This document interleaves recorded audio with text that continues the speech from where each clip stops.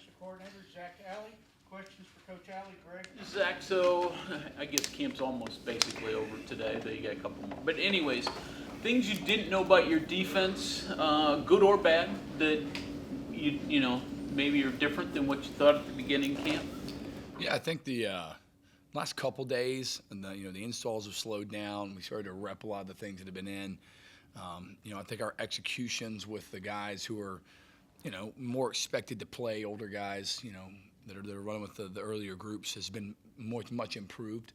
Early on in camp, it can be overwhelming sometimes with all the new things the days you get, and then as you get on the back half, it starts to slow down for everybody. So, I was encouraged with that today. The young guys, some of the guys fighting to maybe make the travel squad, they still got a little ways to go. Ask Rich this, and it's particularly with your defense. You get a lot of guys who've played a lot of football elsewhere, but they're new to your system. Are they quicker to pick it up just because they have a lot of game action, or just because they're new, it's still new for them? I think most of them that come from other places pick it up a little bit quicker. Guys are able to correlate. That's not like we played cover three. They played cover three where they were. It may be a different word, a different term, but they can correlate that game experience, some of the things they've done, to be the same as what they're doing here. So I do think it gives those guys an advantage.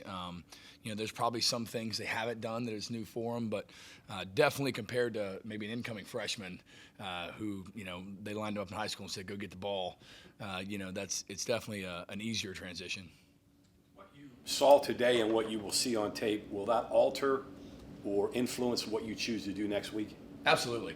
Yeah. We got to figure out, basically watching the scrimmage today, and then I think we got Monday and Tuesday left really in camp. School starts Wednesday. So, the guys who are going to help us this season, the guys that may be on scout team, and, obviously that can change. Halfway through the year, a guy grows up, comes up, plays well. But, at least for the first couple games, we've got to narrow in the reps and the guys we feel like will, help contribute early on in the season. How much does that happen? A guy that you sort of ID now, he's just not right there, but in October, he is. Does that happen often, or is that rare?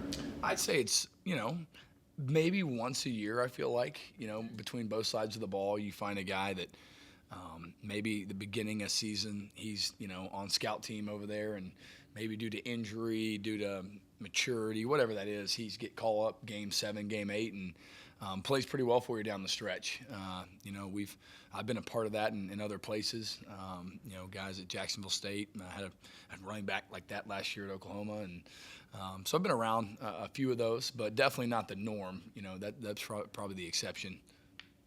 When you're figuring out who's going to play, where does ability and talent factor in with football IQ? How do you weigh that when you're determining guys? Yeah, I told the whole group this after practice. I look at how do you grade. We grade every snap they ever take. If you got to grade a winner, and then if two guys are grading the same way, the one that's more productive, he plays. And sometimes that's more talented as far as physically. Sometimes that's maybe he's a faster processor, so he makes more plays while he's out there because he knows what's going on. So it's kind of a combination of those two things. Obviously, if you're out there grading 25%, you probably ain't going to play very much because I can't trust you. So it's a combination of productivity along with consistency of performance. Zach, at the end of the spring practice, you said the defensive line needs to do a little bit better job of getting to the quarterback. How have they progressed all through camp, and how do they look today? I thought they've done a better job. Coach Rodriguez does a good job of messing with them. All the different ways they run the ball and they pass protect different ways and all that. So that does affect their ability to come off the ball a lot of times. But I've been pleased last couple of days with just the ability of our edge rushers, and even interiorly, a couple of guys today. Some of the young guys got out there. I think maybe one or two of them had a sack today from the inside. So true freshmen, some of that. So encouraging to see those guys do it, and hopefully we can keep building on that into the season. You mentioned install. Are all of your packages in, all your sub packages, dime, nickel, all of that? Has that all been put in? Well, it's never all in. I don't think there's that. I'm not sure that's even possible because there'll be new stuff I find every week I want to do. But as far as the differing structures, the things we do, those are all have been introduced at least. Zach, an average play from a scrimmage, how long does it take you to grade one play, and then How long will it take you to get through everything from today? It's a great question. Sometimes it depends on the play. I'm as we watch as a staff, I'm in there correcting everybody. Not just my guys, but the whole defense. So anywhere from minute to 4 minutes probably per play. Probably get done with the scrimmage about 2 hours, 2.5 hours or so. Depending on who was in, how it went, what the correction needed to be. Were there multiple guys that we need to correct in the same play? So I'd probably say somewhere between 1 and 4 minutes per play. You've got to farm all of that, your notes, whatever, out to position coaches, everybody working at each spot to get to the players, correct? Yeah. Right now at this point, what do your guys do best, in your opinion? I think we've got a decent amount of ability.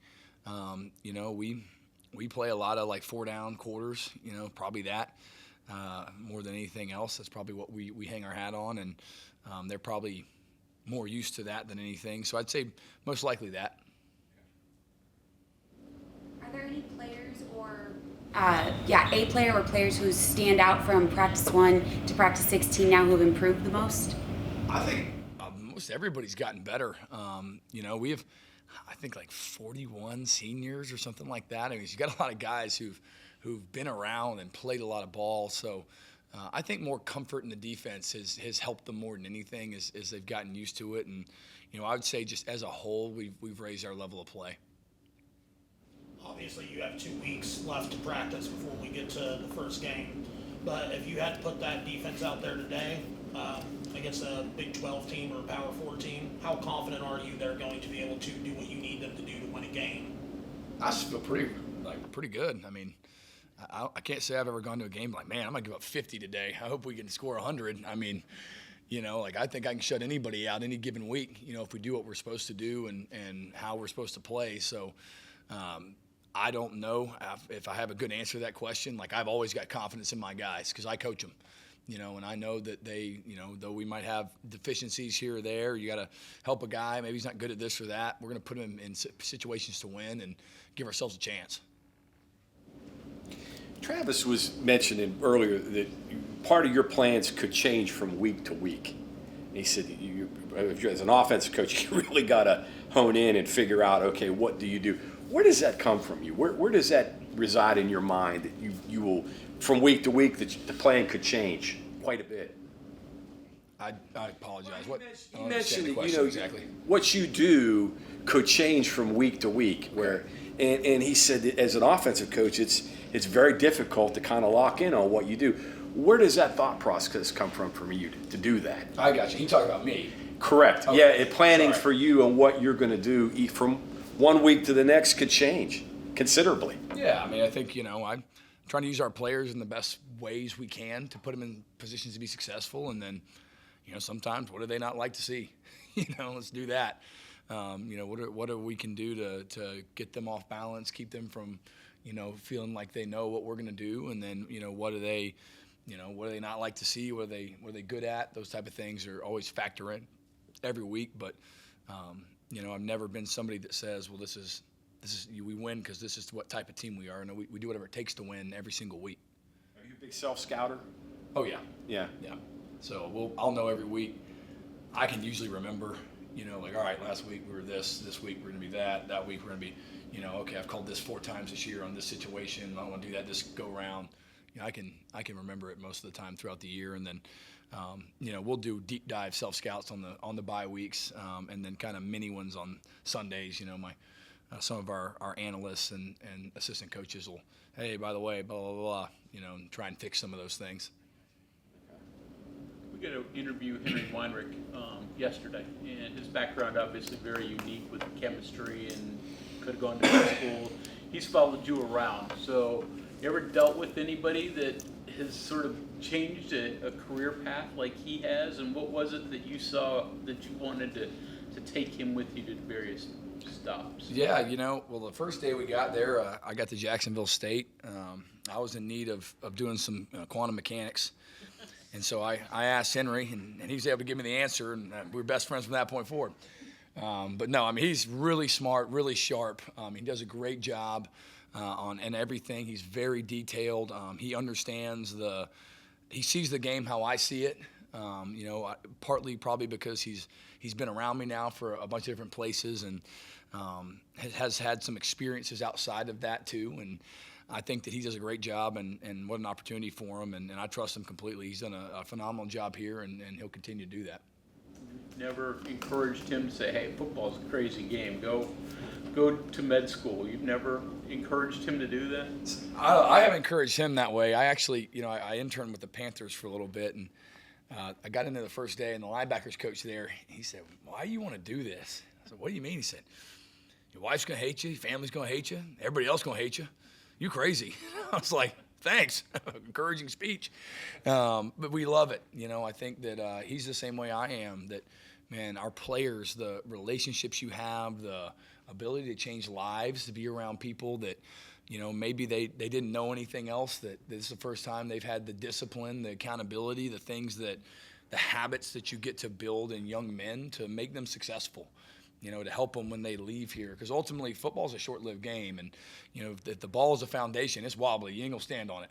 It ain't going to happen very long. And, we've been fortunate to, as far as myself, Coach Henry, Coach Rodriguez, impact multiple lives and hopefully change generations, and I think that's why we do what we do, even though it's hard and we get frustrated and you hear us, complain about all the different things and all this and that and the other that we do, but it brings a lot of joy, at the same time, just the relationships with the people and the kids, and I think, Henry's got that type of relationship with myself and me with him, and that emanates into the guys that we coach, and so that's an encouraging thing to me, and that's why we do what we do, and it's enjoyable to see the fruits of that labor later on, in guys' lives when they come back, and now they got kids and they're doing this and that and the other, and it's awesome. Zach, it seems like everybody's got a nickel in their defense now, even as a base, right? And just hearing Henry talk about it yesterday, just a lot that person has to be able to do. I'm not even sure that's unique, but do you need that person or want that person to do anything like unique to your defense and the way you attack? Yeah, I think, he's might have the hardest job on the field. Because he's a linebacker and he's a corner, and sometimes he's a defensive end, and occasionally he's a three technique. And so he does everything for us. When you blitz him, when you move him around, he's got to cover man, he's got to cover zone, he's got to understand where his fits are, and it's a unique position, I would say, from a learning standpoint. And everywhere I've been, we've had a great nickel Sam, and we've had a great defense. And I don't think that's any different, moving forward. You mentioned Sam too. I just narrowed it down to nickel, but if you're going to be good at that position on defense, you really have to have both, so you don't get kind of pigeonholed by not having a Sam or not having a nickel on the other team that just pick on you. Yeah, if I had it my way, I'd leave the same guy out there if he can do it all. I don't know if y'all know who Isaiah Simmons was at Clemson, but he's pretty much prototype. He's 240 pounds, but ran 4.1. So he could go. So if I don't have to take the guy off the field because he's physical and he can cover and do all the things we want, we don't necessarily play with a Sam. I know it's funny. We all take it as two different terms. We literally say nickel Sam. It's the same position to us. I don't even know the difference when you say it, But if you have a guy that maybe is more of a corner body, you might sub him out for more of a linebacker body. They get in 23 personnel on the goal line. You probably don't want that guy in there, fitting the A gap. So, we'll sub in those type of situations. But overall, we prefer to keep the same personnel on the field.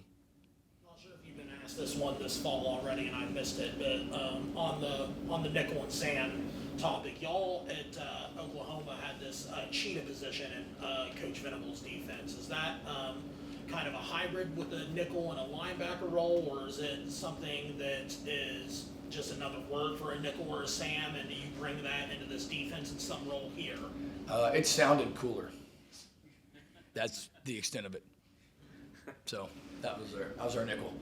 I love that. Yep. That position here, do you have the bodies that can stay on the field all the time here, or some of those guys, as you said, sort of maybe more corner bodies that you're going to have to sub out at times? Yeah, I think that a couple of the guys, obviously we believe in Fred Perry, and obviously wouldn't have brought him if we had him. I think Fred can play any down he wants, and the guys behind him, I think they can all do it. It's a matter of what they're good at and trying to put them in positions that, you want them to be successful.